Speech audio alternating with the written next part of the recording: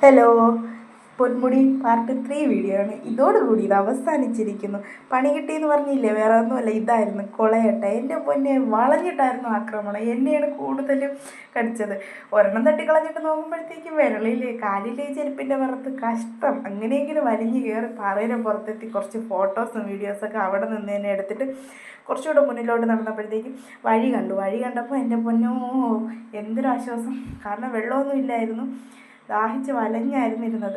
നേരെ ഓടി വണ്ടിയുടെ അടുത്തോട്ടെത്തി അവിടെ നിന്ന് ഫുഡൊക്കെ എടുത്തുകൊണ്ട് വേറൊരു പാറയുടെ പുറത്ത് കയറിയിരുന്നു ഫുഡൊക്കെ കഴിച്ചു. നമ്മൾ വെള്ളം ഇല്ലാത്തത് കൊണ്ട് തന്നെ ചോറ് കഴിച്ചെങ്കിലും കഷ്ടപ്പെട്ടു. അടുത്തുള്ള ക്യാൻറ്റീനിൽ പോയപ്പോഴത്തേക്കും അതും അടപ്പായിരുന്നു. എങ്ങനെയെങ്കിലും കഴിച്ച് കൈയൊക്കെ കഴുകിയിട്ട് റീലൊക്കെ എടുത്ത് പിന്നെ കുറച്ച് നേരം കൊണ്ട് നിൽക്കണമെന്നൊക്കെ ആഗ്രഹം ഉണ്ടായിരുന്നു. പക്ഷേ നല്ല മഴയും വന്നുകൊണ്ടായിരുന്നു. സമയം 5 മണി കഴിഞ്ഞു. പിന്നെ ഞങ്ങൾ നേരെ തിരിച്ചിറങ്ങി. വന്ന വഴിയിൽ അങ്ങോട്ട് പോയപ്പോൾ ചായ കുടിച്ച കടയിൽ നിർത്തി വീണ്ടും ചായയൊക്കെ കുടിച്ചു.